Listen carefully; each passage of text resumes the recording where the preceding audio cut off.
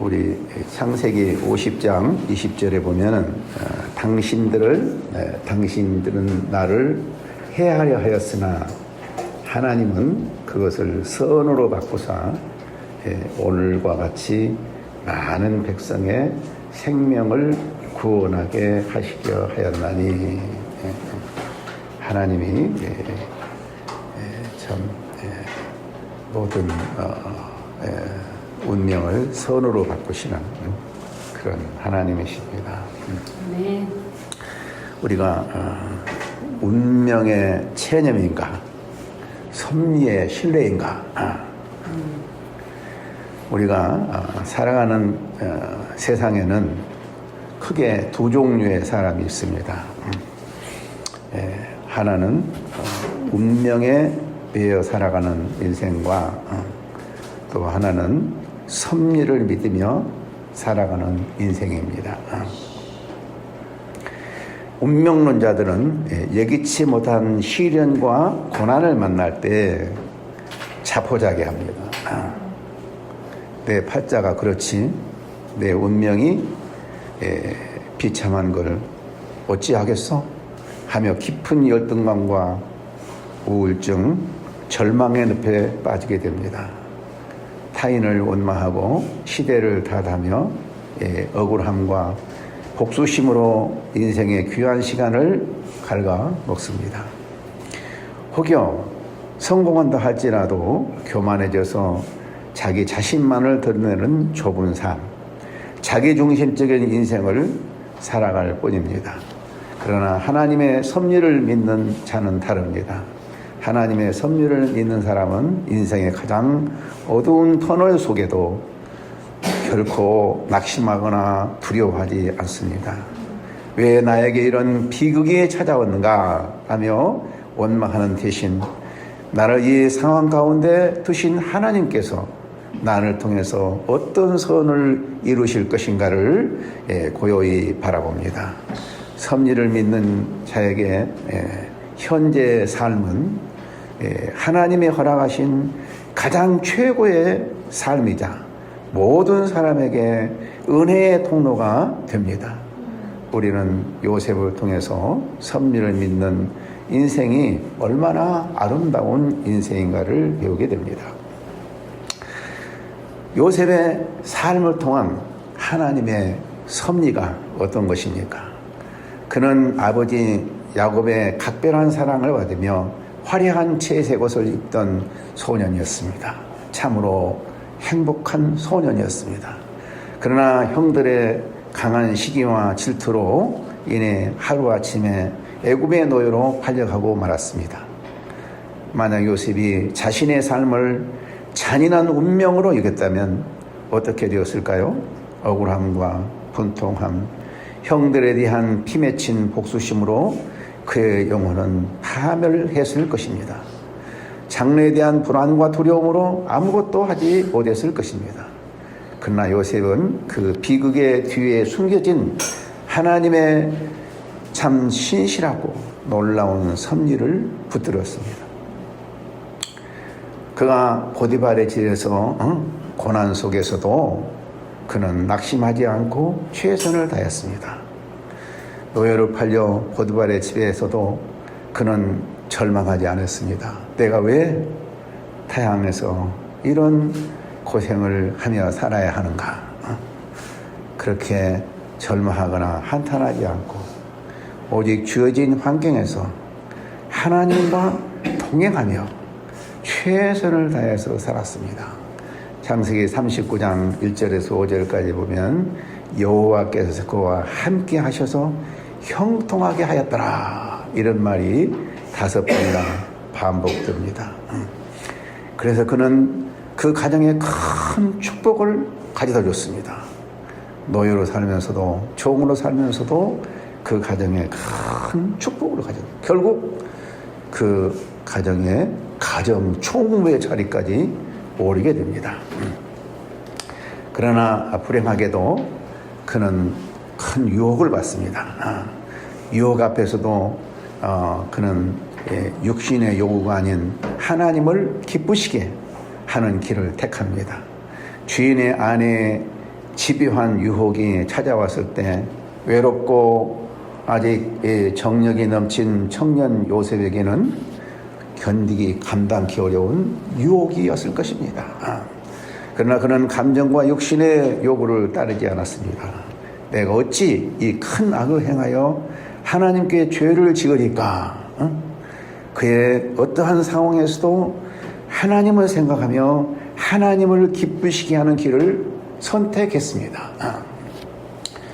감옥에서 억울한 일을 당할 때도 일상의 충실함이 미래를 결정하게 됩니다. 누명을 쓰고 감옥에 갇히는 기막힌 억울함 앞에서도 그는 분노하지 않았습니다. 감옥 안에서도 하나님의 섭리를 믿으며 갇힌 자들을 목자의 심정으로 돌보았습니다. 그 일상의 성실함 속에서 술 맡은 관원장의 꿈을 해석해 주었고 그 일상에서의 그 충실함이 훗날에 애굽의 총리가 되는 거룩한 발판이 되었습니다. 우리 사랑하는 우리 학생 여러분, 여러분도 얼마나 참 아르바이트를 하지 않으면은 학비를 벌 수도 없고 그 방세도 낼 수도 없고 또 생활비도 벌 수 없고 그래서 조금만 틈나면 아르바이트를 해야 되는 많은 대학생들이 여행을 다니고 영화를 보고 음악회를 다니면서 즐기는 그때 여러분들은 아르바이트를 하지 않으면 안 되는 이런 상황 가운데 있을 때 인간적으로 생각하면 매우 낙담이 될 것입니다.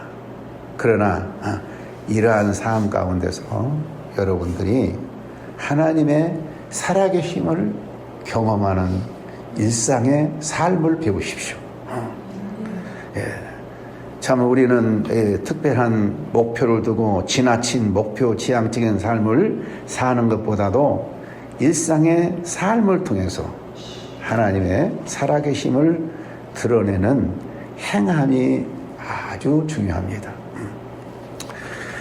애굽의 총리가 되어서도 그는 자신을 낮추고 하나님을 드러냅니다. 마침내 바로 앞에 섰을 때 요셉은 자신의 지혜를 자랑하지 않았습니다. 내가 아니라 하나님께서 바로에게 편안한 대답을 하시리라. 너는 꿈을 잘 해몽하는 지혜가 있다더라. 그때 요셉이 하는 말입니다. 자기 지혜를 나타내지 아니하고 내가 아니라 하나님께서 바로에게 편안한 대답을 하시리이다. 자신을 숨기고 오직 하나님만을 드러냈을 때 이방의 왕 바로조차도 이와 같이 하나님의 영에 감동된 사람을 우리가 어찌 찾을 수 있으리요 하면서 큰 감동을 받았습니다. 그래서 기라성과 같은 바로의 대신들을 물리치고 총리가 되었습니다. 왕조차도 자기는 자리일 뿐 실권은 다 내게 있다고 하면서 그에게 절대 권력을 맡겼습니다. 우리는 자신이 아무리 잘나고 유능한 자라 할지라도 인간의 지혜와 능력은 한계가 있습니다. 지난번 모도시의 시장이었던 사람은 고시 3관왕이었다고 그래요.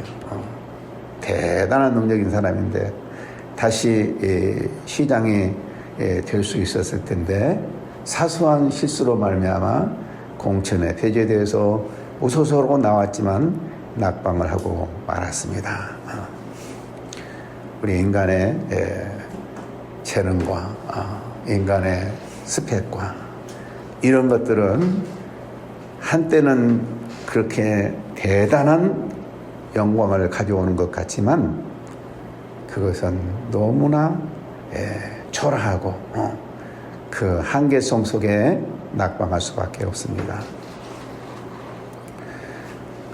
그러나 그리스도인으로서 우리는 하나님의 영에 감동된 사람이 되는 것입니다.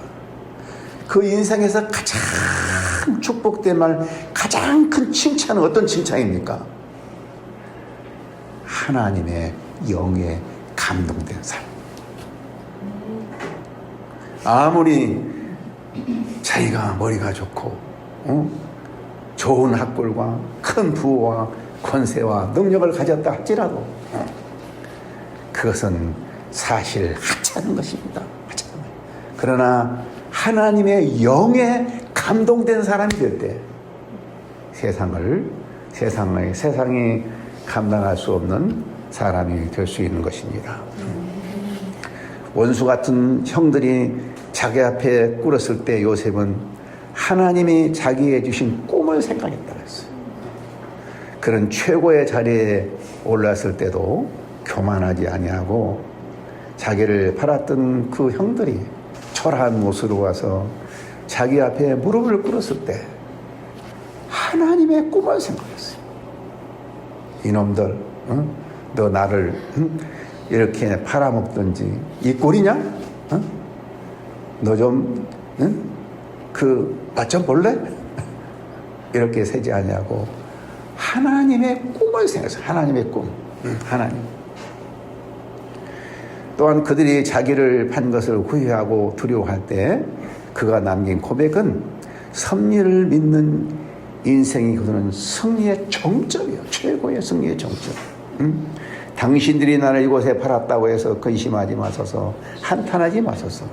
하나님의 생명을 구원하시려고 나를 당신들보다 먼저 보내셨나이다.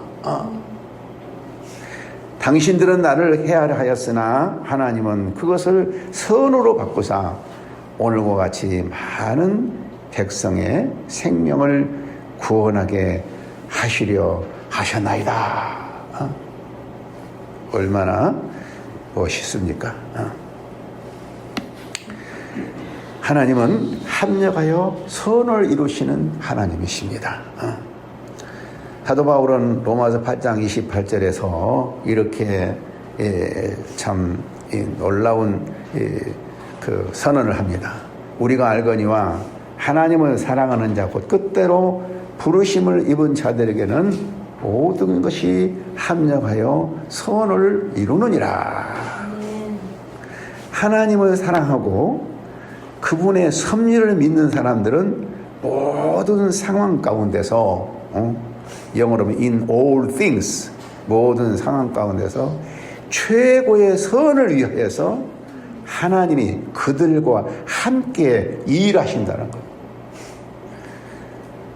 참 하나님을 사랑하고 부르심을 받아서 그 하나님을 사랑하고 섭리대로 살고자 하는 사람들을 위해서 사람들에게 최고의 선이 이루어지도록, 최고의 축복이 이루어지도록, 최고의 유익이 이루어지도록 하나님이 그들과 함께 일하신다고 그랬어. 일하신다.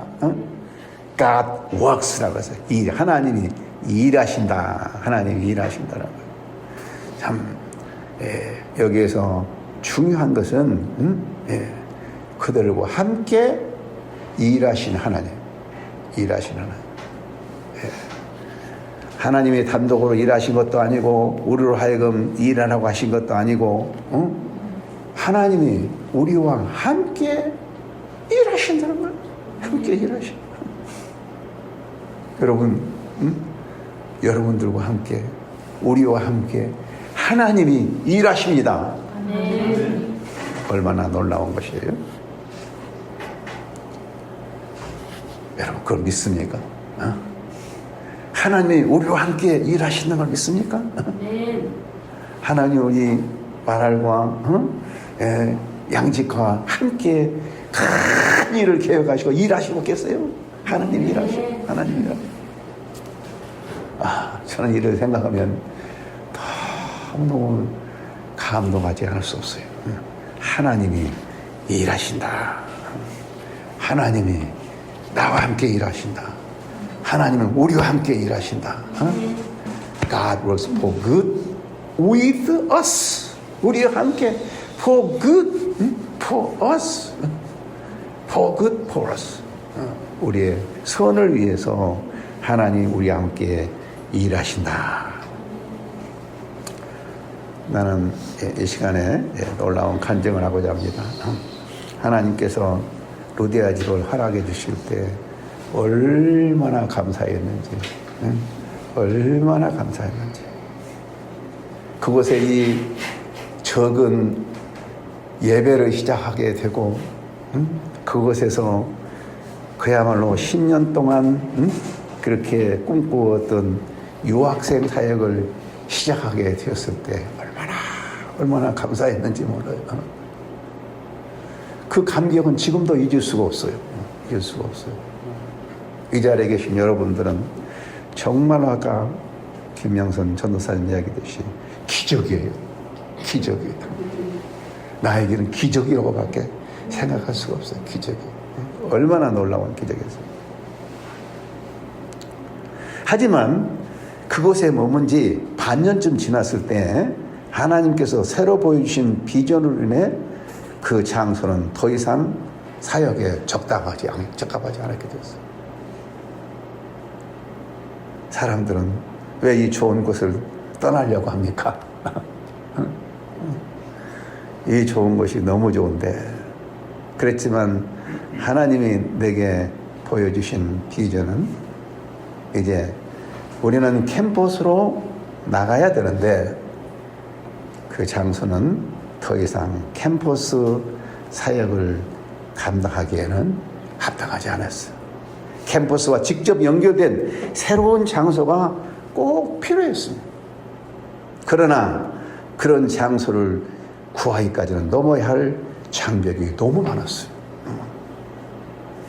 아니 계약 기간이 아직도 반이나 남았는데 그럼 어디서 다 물어줘야 되잖아요.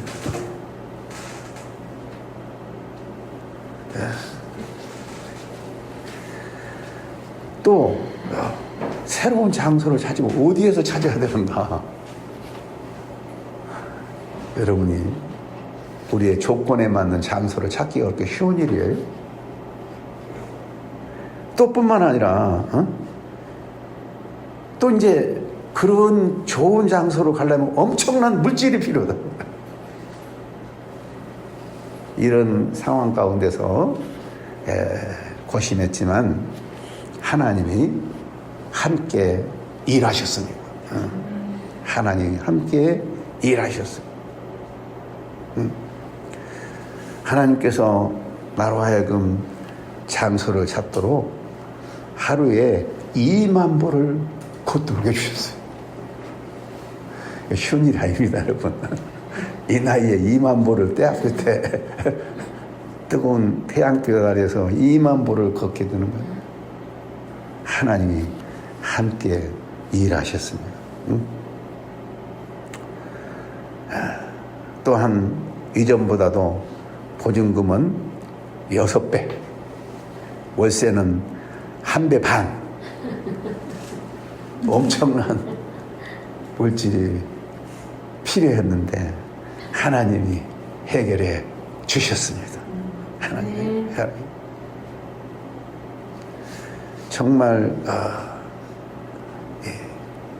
하나님께서 보여주신 일, 선을 위해서, 참 선한 역사를 위해서 계획을 가질 때 우리의 최고의 선을 위해서 하나님이 우리와 함께 일해 주시는 거예요. 함께 일해 주시는 거예요. 하나님 단독으로 일하신 것도 아니고 하나님 없이 우리가 일하는 것도 아니고 하나님 우리와 함께 일하셔서 이러한 놀라운 역사를 이루게 하셨습니다.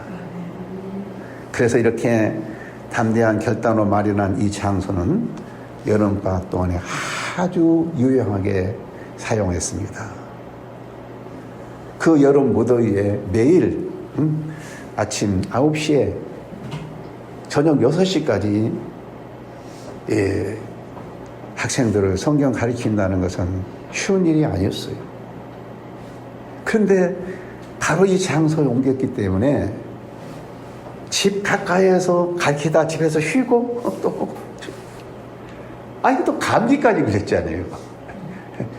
병원에 가서 의사를 말하니까 당신은 나이가 들었으니까 감기 조심해야 된다고 큰일 납니다. 절대로 쉬어야 됩니다.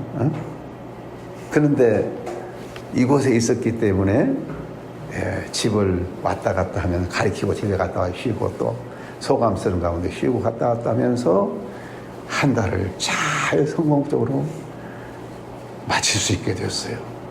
이 얼마나 놀라운 일입니까? 내가 남산에 있을 때는 도저히 감당할 수 없었던 일인데, 그래서 하나님께서는 이곳에 옮기셔서 엄청난 영적인 축복을 주셨어요. 축복을 주셨어요. 우리가 이번에 그런 여름에 성경학교를 가지 않았더라면 얼마나 우리 힘든 학생들을 도울 수가 있었겠는가. 운명에 사로잡힌 사람들은 늘 자기의 현실 앞에 자기 앞가름을 하기 위해서 급급하고 눈앞에 보여준 하나님의 놀라운 비전을 보면 눈이 없습니다. 눈이 없어요. 늘 현실에 가로막혀서 영적인 눈을 뜰 수가 없어요.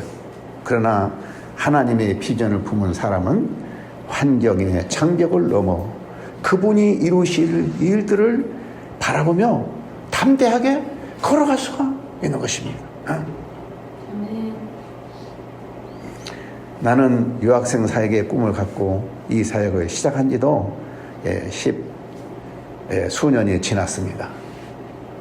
그 과정 가운데서 집을 9번이나 옮겨 다녔고 사역지를 13번 옮겨 다녔습니다. 집 한 번 이사하기도 버겁게 생각하는 사람들이 많이 있습니다. 그럼에도 불구하고 나의 이 노년이 왜 이렇게 고단한 삶을 자청합니까? 그거 하란 말도 아닌데. 이 일 뒤에 숨겨진 하나님의 신실한 섭리를 믿기 때문입니다. 사랑하는 성도 여러분, 지금 여러분을 둘러싼 환경이 감당이 힘들 만큼 고단하고 무겁습니까?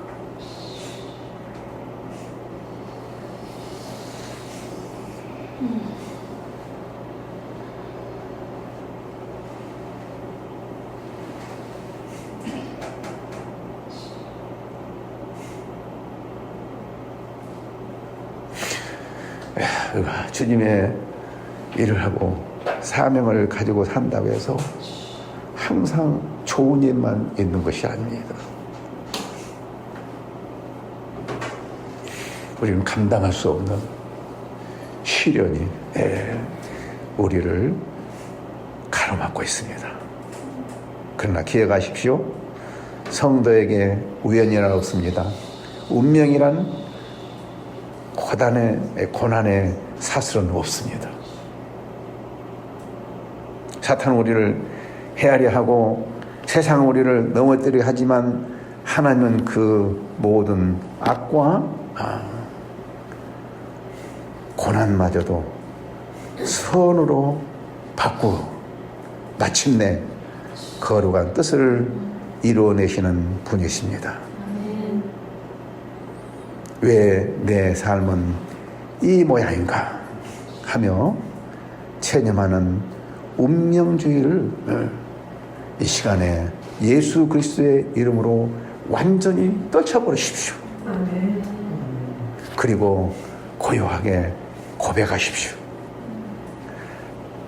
하나님이 나를 거룩하게 사용하시려고 이 고난의 한복판에 나를 보내셨다.